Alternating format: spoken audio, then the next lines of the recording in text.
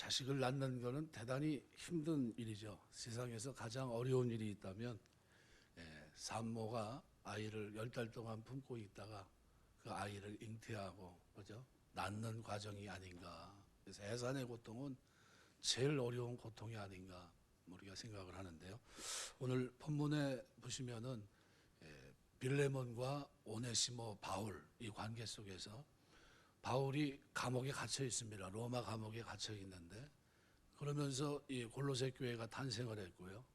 탄생하는 과정 속에서 골로새 교회에 있던 골로새 빌레몬, 특별히 빌레몬과 그의 아들, 그의 아내 이렇게 이제 사역을 하는데, 근데 그 관계 속에서 빌레몬에게 피해를 입히고 도망갔던 종 오네시모가 마침 섭리 가운데 바울을 만나게 됩니다.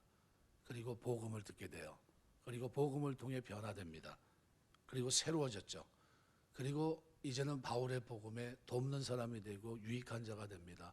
이 정도 되니까 바울이 빌레몬에게 보내면서 얼마든지 사도로서 명령할 수 있습니다. 내가 바울 사도인데 너에게 있던 종이 이제 예수 믿고 하나님의 자녀가 됐고 내 복음을 전하는데 요긴하게 쓰임 받았으면 좋겠다 하면서 보낼 만도 한데 편지 한 통이면 될 것 같은데요. 그런데 그렇게 하지 않고 이게 억지로가 아니라 네가 마음에서 우러나서 네 종을 나에게 자유자가 돼서 돌려보냈으면 좋겠다 하면서 편지를 써 보낸 거죠. 오늘 본문을 쭉 묵상하면서 제가 그런 생각을 했습니다. 중요한 핵심은 뭘까요? 복음입니다. 복음이 도대체 뭘까? 우리가 종종 예수 믿으세요라는 복음은 반쪽짜리 복음을 들을 때가 많아요. 반쪽짜리 복음이라는 것은 요한복음 3장 16절을 보통 얘기를 하는데요. 하나님이 세상을 이처럼 사랑하사 독생자를 주셨으니 이는 그를 믿는 자마다 멸망하지 않고 영생을 얻게 하려 하심이라. 저것만 딱 들으면 난 믿어. 이제 난 영생을 얻었구나 이렇게 생각합니다. 그런데 요한복음 전체와 요한복음 3장에서 얘기할 때 영생을 얻게 되는데 믿음에 대해서 얘기할 때 믿음과 순종은 동의어로 씁니다. 그래서 요한복음 3장 36절 보시면 아들을 믿는 자에게는 영생이 있고 아들에게 순종치 아니하는 자는 영생을 보지 못하고 도리어 하나님의 진노가 그 위에 머물러 있느니라. 여기 진노라는 건요 거듭나기 전의 상태입니다. 로마서 1장에 보시면 하나님의 진노가 불의를 쫓아 그죠? 믿지 않는 사람들 위에 임하거든요. 그러니까 이 진노는 뭡니까? 하나님의 구원과 관계가 없다는 거예요. 그래서 36절을 다시 그대로 띄워놓으시죠. 띄워놓으면 아들을 믿는 자에게 영생이 있고 아들을 믿지 않는 자에게는 영생이 없다 얘기하면 될 텐데 그렇게 얘기하지 않고요. 요한복음 3장에서 여기 아들 순종치 아니하는 자와 믿음이라고 하는 단어는 동의어입니다. 그래서 이 아들을 믿는 자에게 영생이 있고 아들을 믿지 아니하는 자에는 영생이 없다라고 말하지 않았다는 사실을 주목하셔야 됩니다. 요한에게 믿음과 순종은 다르지 않는 동의어입니다. 그러니까 성경이 말하는 믿음은 행함이나 순종이 없는 입술만의 믿음이 결코 아닙니다. 내가 믿는다 얘기했을 때는 전인격적인 겁니다. 지정의 이게 포함된 겁니다. 그러니까 하나님의 자녀다운 삶의 열매가 있는 신앙이라야 참 신앙입니다. 참 믿음. 예수 믿어서 영생을 얻고 천국 가는 것은 복음의 반쪽이에요. 그러니까 복음의 핵심이 아닙니다. 복음의 핵심을 설명하려면 바벨론 포로로 잡혀갔던 이스라엘 백성들에게 해방을 자유를 선포하신 이사야 선지자의 메시지를 이해하셔야 됩니다. 그래서 역사의 질곡 가운데 하나님이 왕이 돼 통치하신다는 선포에 복음은 방점이 찍혀 있는 겁니다. 그러니까 무슨 얘기냐면요. 예수님께서 부활하신 후 40일간 맺히신 일관된 한마디가 있는데 그게 뭐냐 하면 사도행전 1장 3절입니다. 사도행전 1장 3절에 보시면 그가 고난받으신 후에 또한 그들에게 확실한 많은 증거로 친히 살아계심을 나타내사 부활을 나타내신 거죠. 40일 동안 그들에게 보이시며 하나님 나라의 일을 말씀하시니라 이렇게 얘기해요. 하나님 나라의 일. 그러니까 하나님의 나라는 하나님의 통치가 이루어지는 나라입니다. 그러니까 하나님의 복음이라는 것은 하나님이 다스리시는 기쁜 소식, 이걸로 얘기해요. 복음은 뭡니까? 하나님이 드디어 다스리게 되셨다는 거예요. 지난날에는 사단의 종로로 타고 있던 우리가 이제 예수 그리스도의 피 흘림과 죽음을 통해 속량하심으로 하나님의 자녀가 되고 하나님의 다스림, 통치 속에 이제 들어가게 됐다는 겁니다. 그러니까 이사야 52장 7절 보면 좋은 소식을 전하며 평화를 공포하며 복된 좋은 소식을 가져오며 구원을 공포하며 시온을 향해 이르기를 내 하나님이 통치하신다 하는 자의 산을 넘는 발이 어찌 그리 아름다운가. 이걸 신약에서는 평안의 복음에 예비한 신을 신고라는 단어를 통해서 이사야 52장 7절을 배경으로 하고 있는 겁니다. 이거 우리가 복음을 전하는데 어떤 복음입니까? 내 하나님이 통치하신다는 복음이에요. 이 통치가 그리스도를 통해서 이루어진 겁니다. 그래서 이사야 선지자의 선포는 바벨론의 몰락, 그 다음에 종살이하는 이스라엘 백성의 해방을 선언하는 메시지였는데, 내 하나님이 왕이 되셨다고 하는 이 선언은 하나님의 평화의 통치, 선한 통치, 구원의 통치를 의미합니다. 그래서 이것이 복음이 우리에게 얘기하는 핵심이에요. 핵심. 그러니까 복음의 핵심은 예수 믿고 죄사함 받고 천국에 가서 영원한 삶을 살게 되는 그것에 있지 않고 하나님이 통치하시는 나라의 일에 최우선 가치를 두고 있습니다. 그분의 뜻에 순종하고 열매 맺는 그것에 바로 복음의 핵심이 거기에 담겨져 있는 거예요. 그래서 예수 믿어 영생을 얻는 일은 핵심이 아니라 뭐예요? 부차적으로 주어지는 하나님의 선물입니다. 그러니까 하나님의 통치를 기뻐하고 순종이란 열매를 주렁주렁 맺는 참된 신앙, 이것이 복음의 핵심이고, 그것을 제대로 알고 하나님이 원하시는 일들을 행동으로 이뤄드릴 때 이 땅에서 육적인 복은 물론이고 천국에서의 영원한 생명을 선물로 주시는 겁니다. 그래서 제대로 된 복음을 가장 잘 설명한 구절이 있다면 마태복음 6장 33절입니다. 그런즉 너희는 먼저 그의 나라와 그의 의를 구하라. 그리하면 이 모든 것을 너희에게 더하시리라. 우리가 살아가면서 하나님의 복음을 반쪽만, 종전에 이제 복음을 전할 때 보통 그렇게 얘기합니다. 예수 믿으면 천국 갑니다. 영생을 얻습니다. 그 부분만 얘기해요. 근데 중요한 부분은 뭡니까? 예수 믿으면 하나님의 통치가 시작됐다는 복음을 전해야 되는 겁니다. 그러면 내가 예수를 믿어요. 하나님의 나라가 나에게 이미 시작됐습니다. 어떻게 해요? 그 통치를 받는 사람이 됩니다. 갈라디아서 2장 20절 말씀대로 나는 죽고 내 안에 그리스도께서 다스리시는 통치가 하나님의 말씀을 통해 그 통치를 가시화시키고 구체적으로 이루시기 위해서 주신 선물이 뭡니까? 성령입니다. 성령께서 내 안에 내주하시면서 하나님의 통치를 받는, 이제 양심에 꺼리낌 없는 하나님의 백성으로, 약속의 말씀을 믿는 하나님의 백성으로, 그 은혜로 구원받은 하나님의 백성으로 이 땅을 살 수 있도록 도와주시는 거죠. 그러니까 이런 것이 그리스도인들이 이 땅에 누려야 될 가장 큰 축복이에요. 근데 오늘 새벽에 제가 이제 골로새서를 한 주간 쭉 묵상해 왔습니다. 아직 결론은 아직 나지 않았어요. 그래서 19절서부터 21절까지는 월요일 날 이제 결론을 내릴 텐데요. 그런데 결론 내리기 전에 오늘 본문을 가지고 뭐 새벽 기도 때 했던 얘기를 하는 게 아니라 본문에 흐르고 있는 복음에 대해서 설명을 드리려고 합니다. 제일 중요한 것이 뭐냐 하면요, 우리가 하나님의 사랑을 받은 자가 됐다는 거예요.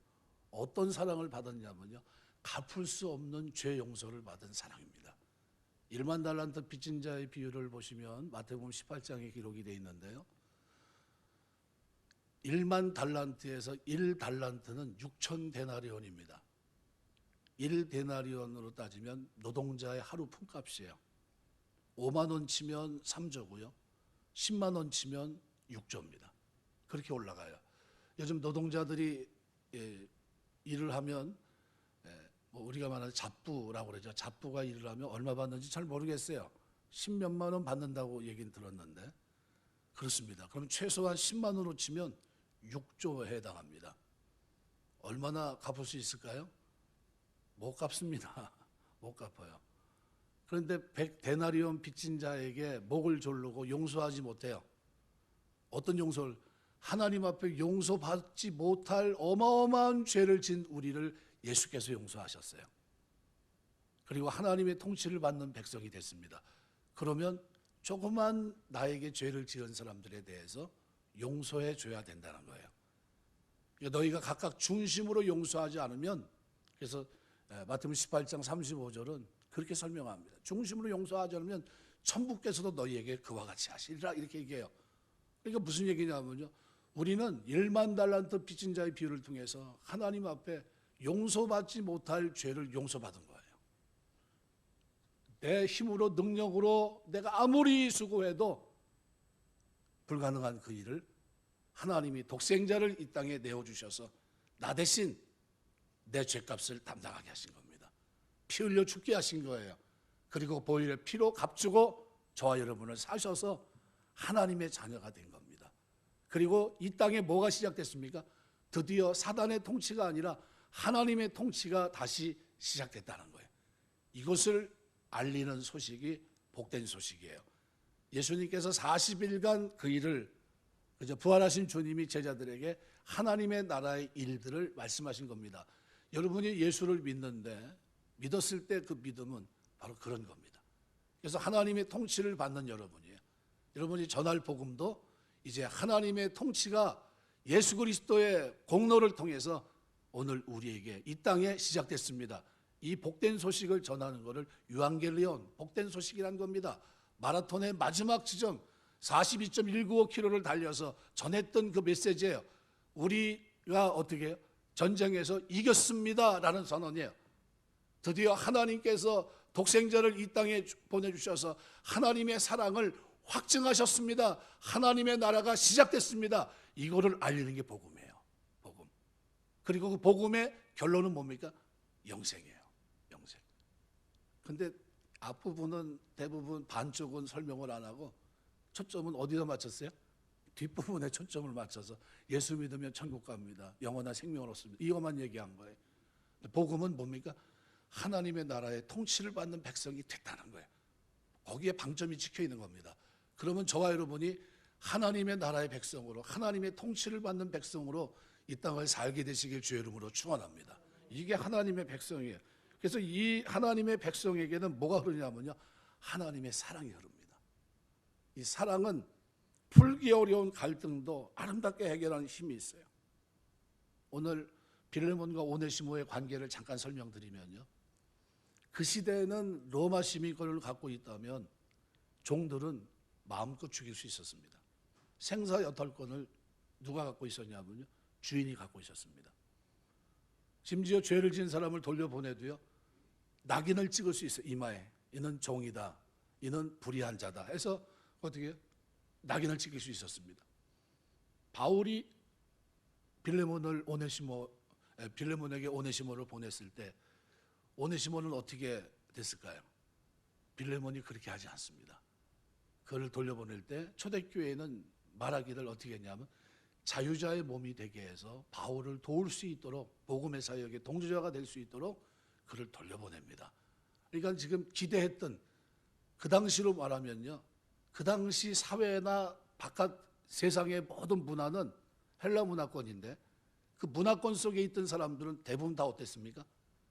사람들 죽이는, 언제나 313년 콘스탄티누스에 의해서 대제에 의해서 기독교가 공인되고 400년이나 돼서 그때야 종과 주인의 관계가 무너집니다. 그러면 이 1세기 네로 황제 핍박을 받는 AD 62년, 65년 사이에 이 일들에 있었던 이 사건은 그 당시에는 뭐예요? 말 그대로 사회는 냉혹한 사회였어요. 차가운 사회입니다. 근데 제도를 바꾸려고 한 것이 하나도 없고 바울은 뭐를 했습니까? 사람을 바꿔요. 복음으로. 하나님의 사랑을 받은 네가, 빌레몬, 네가 너에게 피해를 입혔던 오네시모를 복음을 받아들인 내 형제가 됐는데 오네시모를 너에게 보내마. 그가 복음 안에서 내가 낳은 아들입니다. 하면서 그를 보냅니다. 네가 그를 진정으로 용서해 주길 원한다. 그를 보낸 거예요. 그런데 놀랍게도 어떻게 해요? 죽이지도 않았고, 그 다음에 어떻게 해요? 낙인 찍기도 않았고요. 오히려 바울을 도와줄 수 있도록 여비와 부비를 줘서 어떻게 돌려보냅니다. 이 초대교회 전승이에요. 나중에 네로 황제의 박해 때 바울도 순교하지만요, 이 오네시모도 순교합니다. 빌레몬도 나중에 돌에 맞아 죽으며 순교합니다. 셋은 천국에서 만났겠죠. 형제입니다. 이게 복음이에요. 그 시대를 살아가는 노예와 주종 관계에서 완전히 변화된, 사랑으로 변화된. 그래서 오늘 본문은 이렇게 얘기합니다. 명할 수 있으나 사랑을 인하여 도리어 간구하노라. 너에게 있는 사랑 때문에, 나에게 있는 사랑 때문에, 그리스도의 복음을 통해 나타난 이 사랑 때문에, 우리에게 있는 이 사랑 때문에 내가 너에게 간구한다는 거예요. 살아가면서 하나님의 사랑이 우리 마음 가운데 부음다 되었다고 했는데, 이 사랑이 여러분 중심에 있게 되시길 주의 이름으로 축원합니다. 복음으로 살아가면서요, 우리 마음속에 사랑이 있어야 돼요. 그러면 우리 이 본문을 통해 첫 번째로 생각할 것이 뭐냐 하면, 복음은 어떤 상황에서도 전해야 될 기쁜 소식이에요. 지금 갇힌 중에 낳은 아들, 감옥에 갇혀 있지만요, 우리는 일상이라는 틀에 갇혀 있습니다. 회사, 직장, 또는 학교, 직장, 대부분 그래요. 거기다 하나 뭐 추가한다면 간단한 산책, 그죠? 아니면 피트니스 가서 운동하고 돌아오고, 일상이에요. 대부분이. 여기서 약간 좀 벗어나는 일상들이 있습니까? 아니요. 어떤 때는 직장인이 너무 치여서 헤어나오지 못해요. 갇혀 있어요. 틈이 도대체 안 나요. 그런데 그 틈이 안 나는 중에 복음을 전해서 만일 어떤 한 사람이 하나님의 사랑을 알고 그가 변화됐다면 여러분은 어떻게 하시겠습니까? 오늘 바울은 그 사람을 온전한 자로 세우기 위해서 하나님의 복음을 가지고 이 땅을 살 수 있는 사람이 되기 위해서 보증으로 났습니다. 이 오네시모가 전에는 너에게 무익한 자였지만 이제 변화됐고 하나님의 복음을 위해서 나에게 유익한 자가 되었다. 네가 나를 도와줬으면 좋겠는데 너 대신에 이를 보내줘라. 내가 그를 쓰겠다는 거예요. 이게 놀랍게 변화된 모습입니다. 여러분의 삶의 주변에 관계를 맺고 사는 사람들은 다 어떻습니까? 일상에 갇혀 있어요. 직장 생활에 갇혀 있든지 평범한 일상에 갇혀 있든지 다 바빠요. 안 바쁜 사람이 하나도 없습니다. 그런데 그 바쁜 기회 속에서 만일 주어진 기회가 있다면 어떻게 했을까요? 여러분, 어떤 상황에서도 복음을 전해야 될 것을 말하고 있는 겁니다. 여러분의 삶에 갇혀있는 삶 속에서도 복음을 전할 기회가 있다면 복음을 전하는 여러분 되시길 주의 이름으로 축원합니다. 우리가 해야 될 최고의 가치 있는 일이 뭐냐면요, 하나님의 통치가 이 땅에 시작됐다는 복음이에요. 이걸 전하셔야 돼요. 갇혀있는 중에도 해야 될 일이 뭡니까? 일상의 틀에 매여 있으면서도 시간만 나면, 틈만 나면 때를 얻든지 못 얻든지 해야 될 가장 중요한 메시지가 뭡니까? 하나님의 통치가 이 땅에 시작됐다는 복된 소식이에요. 바울이 갇힌 중에 낳은 아들을 그래서 오늘 자랑하고 있는 겁니다. 바울에게만 해당되는 일이 아닙니다. 이것은 복음을 전하는 것은 우리의 의무와 사명이에요. 마태복음 28장 19절 20절 보시면 너희는 가서 모든 민족을 제자로 삼아 아버지와 아들과 성령의 이름으로 세례를 베풀고 내가 너에게 분반 받은 것을 가르쳐 지키게 하라. 볼지어다 내가 세상 끝날까지 너희와 항상 함께 있으리라 하시니라. 복음은 제자들에게만 준 것이 아닙니다. 예수님의 제자가 된 하나님의 자녀가 된 우리에게 주신 하나님의 명령입니다. 반드시 해야 돼요. 사도행전 1장 8절 오직 성령이 너에게 마시면 너희가 권능을 받고 예루살렘과 온 유대와 사마리아와 땅끝까지 이르러 내 증인이 되리라 하시니라. 뭐의 증인입니까? 복음의 증인이에요. 예수님의 부활과 그죠? 예수님의 하나님의 통치가 시작됐다는 겁니다. 왜 그러면 이 하나님의 나라가 시작됐다는 걸 알려야 됩니까? 완성은 주님의 재림으로 끝나는 겁니다. 아직 완성이 되지 않았겠죠. 진행입니다. ing예요. 계속해서 복음을 듣지 못한 자에게 복음을 전하는 일이 진행돼야 됩니다. 완성되는 그날까지, 문이 닫히는 그날까지, 노아의 방주의 문을, 노아를 집어넣고 문을 닫는 그 순간까지 우리가 해야 될 일이 뭡니까? 복음을 전하는 일이에요. 그가 누가 됐든 간에 갇힌 중에도 내 삶의 일상 속에서 내가 해야 될 최선이 뭡니까? 복음을 전하는 거예요. 베드로서 3장 9절 보면 주의 약속은 어떤 일이 더디다고 생각하는 것이 더딘 것이 아니라 오직 주께서는 너희를 대해 오래 채무서 아무도 멸망하지 아니하고 다 회개하게 이르기를 원하시느니라. 회개하면 하나님의 자녀가 됩니다. 그러니까 멸망하지 않고 회개하기를 이루기를 원하는 게 하나님의 뜻입니다. 그래서 복음은 그래서 누구에게나 전해져야 돼요. 마가복음 16장 15절 16절 너희는 온 천하에 다니며 만민에게 복음을 전파하라. 복음이 뭡니까? 복음을 전파. 복음이 뭐예요? 바로 그거예요. 하나님의 통치가 시작됐다는 거예요. 이걸 알리라는 거예요. 하나님의 통치, 사단의 통치가 아니라 사단의 권세를 깨버리시고 이제는 어떻게 하나님의 통치가 시작됐다는 거예요.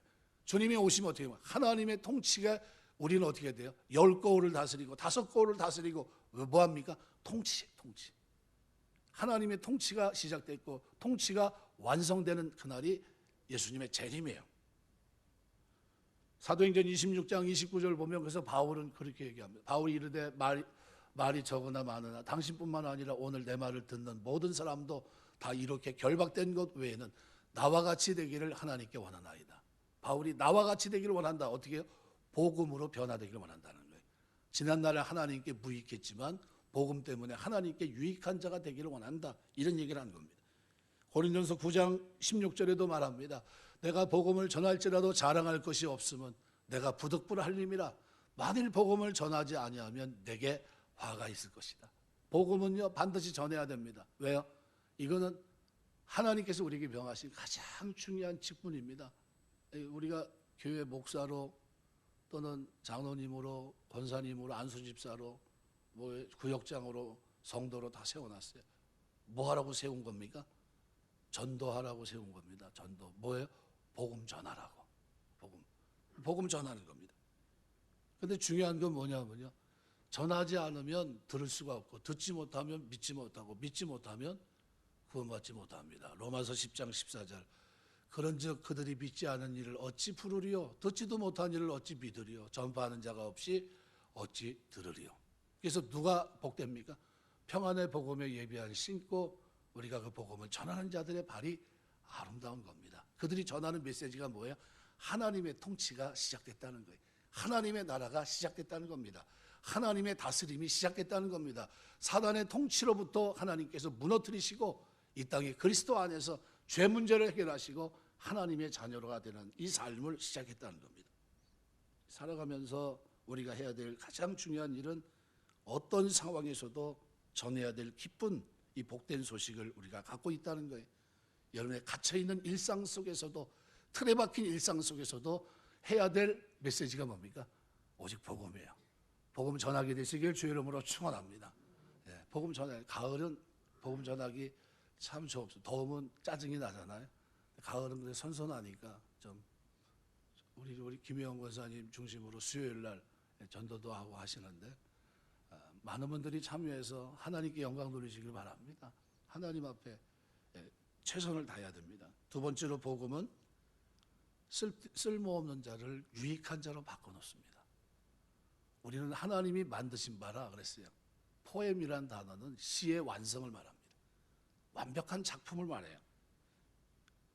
평양의 김익두 목사는 양반집 자제로 태어났는데 과거 시험 몇 번 낙방하고 난 후에는 예수 믿기 전이니까요. 동네 깡패가 됐습니다. 그래서 이 사람의 그 폐악질에 당하지 않은 사람이 없어요. 얼굴 한번 보세요. 저게 그래도 거듭나서 저 얼굴이니까 저 정도지. 거듭나지 않았을 때는 고약할 것 같아요. 저 사람이 스왈른 선교사를 통해서 예수 믿고 변화됐는데 그 소식을 듣고 사람들이 그렇게 얘기합니다. 아유, 예수 믿어야 뭐 다른 게 뭐 있겠어? 이렇게 얘기한 겁니다. 그런데 과거에 그에게 폐악질을 당했던 사람들이 뭘 했냐면요, 다리 벌려놓고 시장에서 자기 다리 밑으로 기어가게 하고 그랬습니다. 술 취해서 막 그냥 사람 뭐 두들겨 패고 그랬던 사람이에요. 그랬던 사람이 이제 선교사에게 설교에 감동돼서 예수 믿고 이제 목사가 되는데요. 이게 사람들이 찾아와서 진짜 예수 믿는지 와서 뺨도 때려보고 침도 뱉어보고 다 하는 겁니다. 전에 같으면 상상할 수 없었던 일이죠. 근데 그걸 사랑으로 받아줘요. 평양신학교 졸업한 후에 신천교회 목사로, 신천이란 지역의 교회 목사로 장로교 총회장을 헌신했고요. 전국 교회 부흥회를 776회 인도합니다. 2만 8천회 설교를 했고요. 복음을 전하면서 150개 교회를 세웠고 신유은사로 1만 명을 고쳤고요.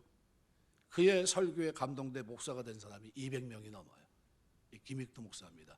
전에는 무익한 자였지만 이제는 오네시모가 됐다는 거예요. 유익한 자. 여러분, 우리가 살아가면서 하나님의 복음에 유익한 자 되시길 주의 이름으로 축원합니다. 주 안에 유익한 자가 돼야 돼요. 언제 순교했냐면요, 1950년 10월 14일 후퇴하는 북한군에 의해서 신천 지역 서북교회 강단에서 총살당합니다. 하나님의 사랑의 위대함을 남긴 말 그대로 하나님의 복음에 진짜 유익한 자로 살아가요. 우리가 알고 있는 성 어거스틴은 30세까지 몰몬교에 심취했던 사람이에요. 방탕하고 자기 멋대로 살던 사람입니다. 물론 만이교에 심취해서 있는 동안에 많은 궁금증이 있었는데 어머니 모니카는 10년간 눈물로 기도해요. 어거스틴이 변화되기를 위해서. 그가 하나님의 일에 무익한 자고 지금 아무 쓸모없는 존재인데 하나님의 복음에 유익한 자가 되기를 위해서 기도했죠. 그리고 10년 만에 그가 좋은 스승을 만나서 깨집니다. 거듭나요. 로마서 말씀 그대로 달라지죠. 그리고 이제 새로운 삶을 살아갔죠. 복음은요, 이렇게 무익한 자가 유익한 자가 되는 거예요. 내가 지금 예수 믿고 하나님의 자녀가 돼 있고 하나님의 통치를 받고 하나님의 나라가 나에게 모든 영역 속에서 말씀을 통해 내 삶에 하나하나 적용이 돼가면서 버릴 것 버리고 그리고 자를 것 자르고 거룩하게 살고 있다면, 그렇다고 한다면 내 삶은 뭐가 돼야 돼요? 하나님의 복음에 유익한 자가 돼야 됩니다. 이런 값하는 유익한 자 되시길 주의 이름으로 축원합니다. 유익한 자가 돼요. 그래서 성경은 베드로전서 뭐라? 믿음의 덕을, 그죠? 덕의 지식을, 지식의 절제를, 절제 인내를, 인내 경건을, 경건에 형제 우애를, 형제 우애 사랑을 더하라, 이렇게 돼 있어요. 그러니까 믿음이 있다고 한다면 반드시 어떻게 해요? 이런 모습으로 발전해 가야 된다는 거예요. 하나님의 복음을 받아들이고 그 믿음으로 구원받았다고 한다면 그 믿음은 덕을, 지식을, 절제를, 인내를, 경건을, 형제 우애를, 사랑을 더하는 모습으로 나타나는 게 맞다는 거예요. 이것이 신성한 성품에 참여한 거룩한 자들의 모습이에요. 하나님 백성의 모습이라는 거죠. 세 번째로 오늘 본문을 우리가 대할 때 꼭 잊지 말아야 될 것이 있다면 바로 전도자는, 복음을 전하는 사람은 한 영혼을 자기 생명처럼 사랑할 수 있어야 됩니다. 물론 바울 같은 사람을 가만히 생각해 보십시오. 바울도 어떤 사람입니까? 내가 죄인 중에 괴수라고 했던 사람입니다. 복음 알기 전에는요, 무익한 자였어요. 하나님의 복음에. 우리가 알고 있는 대로 부활하신 주님, 현현하신 주님을 만나는 그 장면에서 누구십니까? 나는 내가 핍박하는 예수니라 라는 말을 듣죠. 그리고 깨져요. 그 은혜로 복음을 알고 그리고 난 뒤에는 어떻게 살아갔습니까? 하나님의 복음에 유익한 자로 살아가요. 고린도서 15장에 보면 10절 11절을 보면, 그러나 내가 나의 나된 것은 하나님의 은혜로 된 것이니 내게 주신 그 은혜가 헛되지 아니하여 내가 모든 사도보다 더 많이 수고하였으나 내가 한 것이 아니요 오직 나와 함께 하신 하나님의 은혜로다. 그러므로 나나 그들이나 이같이 전파하며 너희도 이같이 믿었느니라. 은혜 위에 은혜가 넘쳤어요. 유익한 자가 됐습니다. 하나님의 복음에 유익한 자가 돼요. 한 영혼을 자신의 생명처럼 사랑했는데 바울이 그렇게 살아갑니다.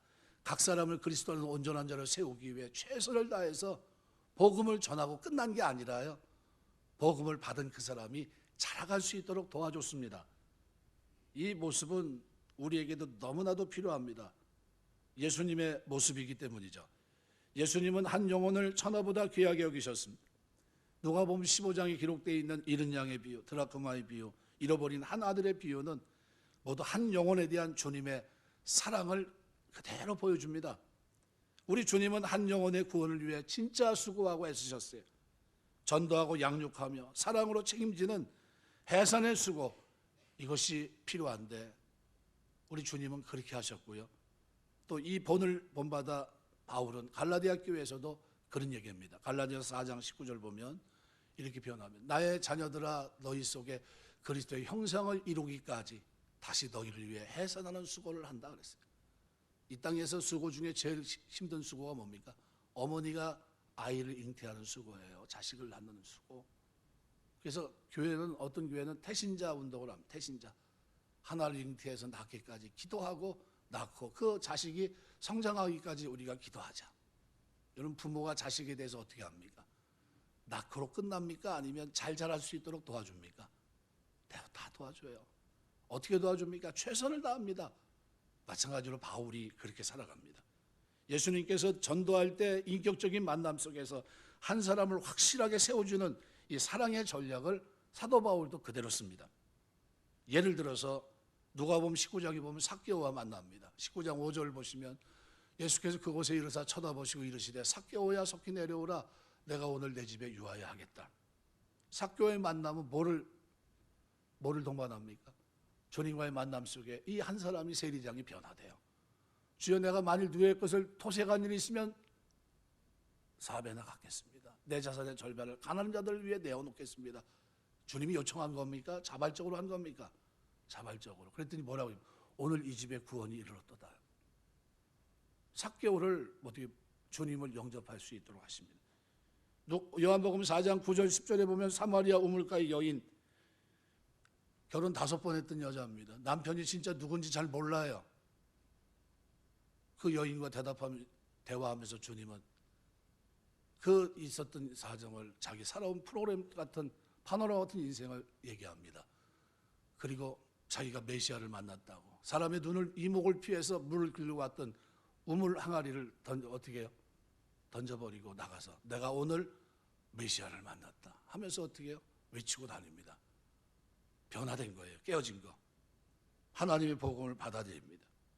인생이 바뀝니다. 기쁨의 샘물을 길어올리게 됐죠. 예수님이 사용하시는 이 복음의 전략은요, 한 사람 한 사람을 완전히 변화시키는 데 있습니다. 요한복음 13장 1절 보면 3년간 동고동락했던 제자들에게 마지막 십자가를 앞두고 유월절 전에 예수님이 자기가 세상을 떠나 아버지께로 돌아가실 때가 이른 줄 아시고 세상에 있는 자기 사람들을 사랑하시되 끝까지 사랑하시니라. 끝까지 사랑하셨다는 게 뭡니까?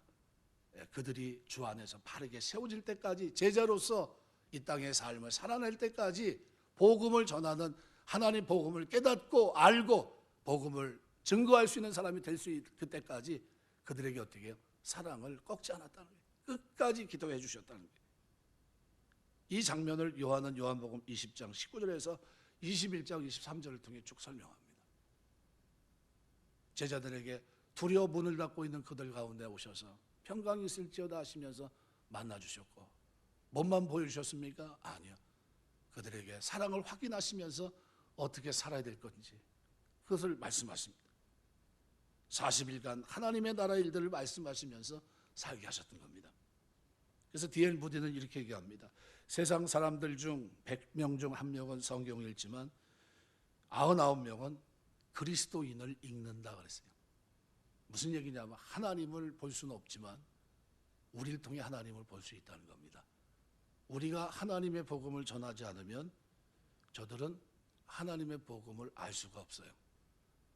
가장 아름다운 발이 세상에 신데렐라가 구두를 신어서 말 그대로 신데렐라가 될 수 있는 이런 발이 많이 있겠지만요, 뭐로 치장을 해도 제일 아름다운 발은 복음을 전하기 위해 달려가는 발입니다.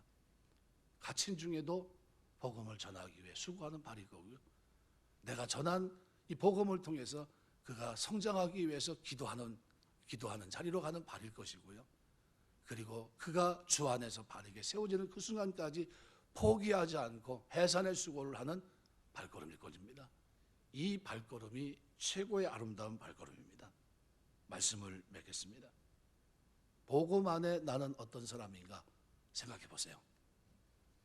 나는 복음을 받아들여서 하나님의 나라의 통치를 받는 백성이 되고 자녀가 되고 하나님을 아버지라 부르게 됐는데, 나는 이 복음에 대한 어떤 태도를 가지고 있는가? 이 복음을 나는 증거하고 있는가? 갇힌 중에도 해야 될 일이 이건데 나는 일상의 틀 속에 너무 바쁘다는 핑계로 하나님의 복음을 전하지 못하고 있지는 않는가? 오늘 바울은 자기는 로마 감옥에 갇혀 있지만 갇힌 중에도, 변론하는 중에도 누구 앞에요? 그 당시에 황제 앞에서 복음을 전하고요, 자기의 일상 속에 있는 갇힌 중에도 감옥의 죄수와 함께 복음을 나누면서 그가 복음을 통해 하나님의 자녀가 된 그 해산의 수고를 했고요.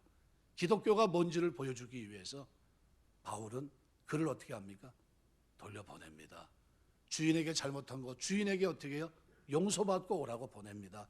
그리고 용서를 해줘야 될 당사자인 빌레몬에게 편지를 보내줍니다. 두기고와 함께 보내면서 이렇게 얘기합니다. 너에게 지금 가는 이 오네시모는 과거의 사람이 아니다.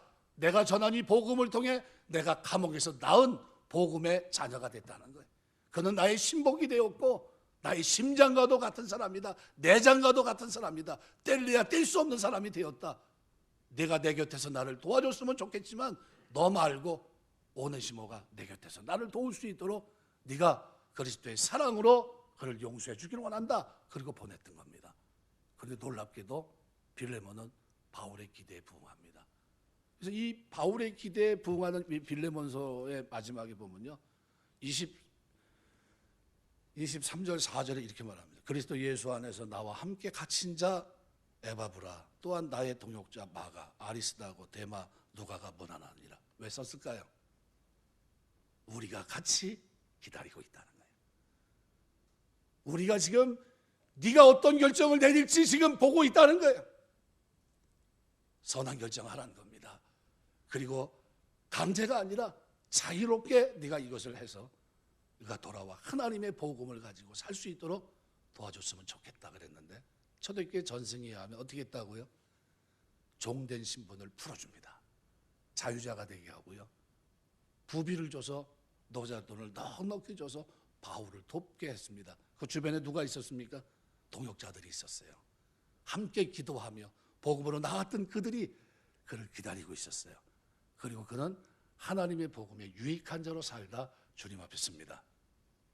내 삶을 한번 이쯤에서 한번 돌아보셔야 돼요. 나는 하나님의 복음을 통해서 하나님 나에게 영생을 약속하셨고 이 땅에서 하나님의 통치를 맡는 백성으로 내가 살고 있는데, 나는 내 삶의 틀에 묶여서 갇혀있다는 이 핑계로 나는 복음을 외면하고 있지는 않은지, 듣지 못해 구원받지 못하는 그들을 향해서 부득불해야 될 가장 중요한 일을 나는 놓치고 있지는 않은지, 바울은 자기 고가 석자인 그런 감옥의 자리에서도 마지막 순간까지 뭐 했습니까? 갇힌 중에 복음을 통해 낳는 이 일을 했던 겁니다. 그럼 우리 똑같습니다. 우리 일상 속에 갇힌 것과 같은 틀에 박힌 삶, 그죠? 직장과 집, 기껏해야 피트니스 한번, 이 정도예요. 친구 한번 만나는 정도. 어떻게 보면 갇혀 있는 것 같아요.